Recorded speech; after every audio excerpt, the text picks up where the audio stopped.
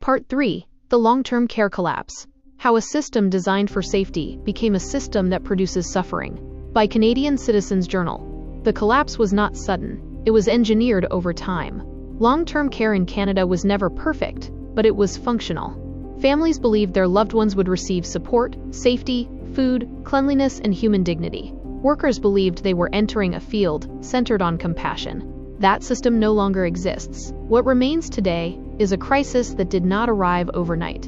It emerged from years of policy erosion, staff shortages, cost-cutting, regulatory neglect, and a growing dependence on under-resourced workers who are expected to perform impossible tasks under impossible conditions. The long-term care collapse is not a failure of individual workers or homes. It is a systemic failure, one that now directly intersects with MAID. The collapse began long before the public noticed. For years, public officials have framed long-term care problems as unexpected or pandemic-related. The truth is that every major structural weakness already existed. Chronic understaffing, inadequate training for complex residents, low wages that drove workers away, reliance on part-time employment, unsafe worker-to-resident ratios, deteriorating buildings, budget restrictions from provincial policies, increasing pressure on workers to perform unpaid duties, and the steady arrival of higher needs residents. These conditions did not emerge suddenly. They were ignored until they became impossible to hide. The turning point: higher needs, lower support. One of the most dangerous shifts occurred quietly.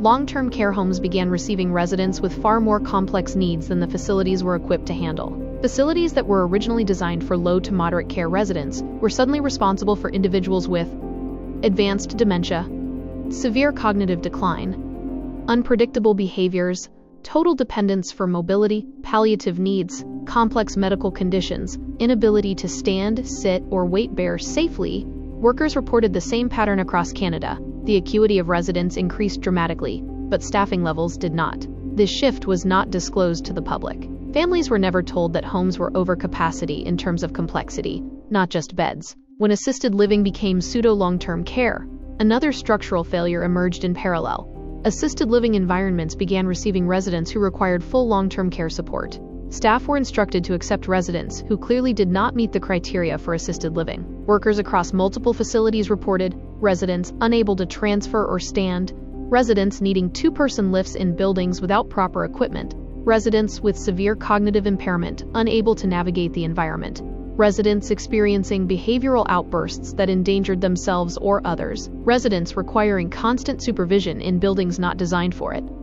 Complaints were ignored. Staff were told they had no choice. Employment was threatened if they refused. This was not part of the original hiring conditions.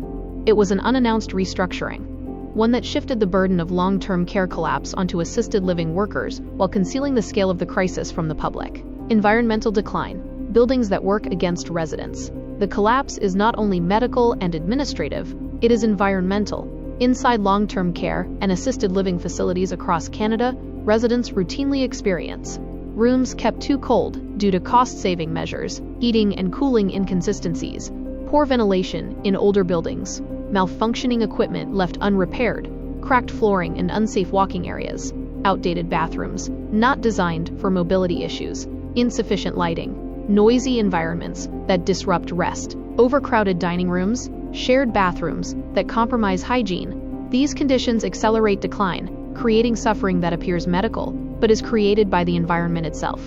Food and nutrition, the silent crisis behind resident decline. The collapse of nutritional standards is one of the most neglected components of long-term care failure. Workers report daily. Food residents cannot chew. Insufficient portion sizes, meals lacking nutrition, improper consistencies for dysphagia, absence of culturally appropriate foods, rushed feeding due to understaffing. Dehydration risks, limited snacks or fluids, weight loss dismissed as old age, and residents refusing meals because they are unappealing or unsafe. Malnutrition is now normalized within long-term care. It is not tracked accurately. It is not publicly reported. Yet it is one of the leading factors that push residents toward decline and eventually eligibility for MAID. Medical decline accelerated by system failure. The worsening of resident conditions after 2021 intersects directly with the long-term care collapse. Staff reported sharper, faster deterioration in resident mobility, cognition, balance, mood, recovery from minor illnesses, susceptibility to infections. During these same years, long-term care homes were already stretched beyond capacity, creating a perfect storm: more decline with fewer supports. No investigation was launched. No national inquiry was held. No explanations were provided to families or workers. Staffing breakdown. The system can't function without workers, yet it breaks them. The long-term care collapse is most visible in the experiences of workers. Across Canada, workers report being expected to cover multiple units, being pressured to work while sick, being denied adequate time for proper care, being assigned unmanageable caseloads, being given unsafe resident-to-worker ratios, crying in bathrooms or parking lots, being reprimanded for speaking up, being threatened with job loss, being physically injured due to overwork, burnout that forces them out of the field. Some homes now operate on the bare minimum, one worker caring for an entire floor or more. This is not care. It is survival mode. How the collapse creates eligibility. When a resident suffering is produced by inadequate staffing, poor nutrition, dangerous environments, untreated pain, isolation, preventable infections, emotional despair, mobility decline due to lack of support, cold rooms, rushed or insufficient care, the system eventually labels that suffering grievous and irremediable. The suffering becomes the qualification. Yet none of these conditions were ever meant to justify medically assisted death. The collapse is not just a crisis, it is a pipeline. Canada's long-term care system is collapsing in ways that directly feed into MAID eligibility. The suffering produced by the system is now indistinguishable from the suffering used to justify assisted death. This chapter reveals what families and workers have known all along. The collapse is not an accident. It is the structural foundation of a pipeline that moves vulnerable people from care to eligibility to MAID.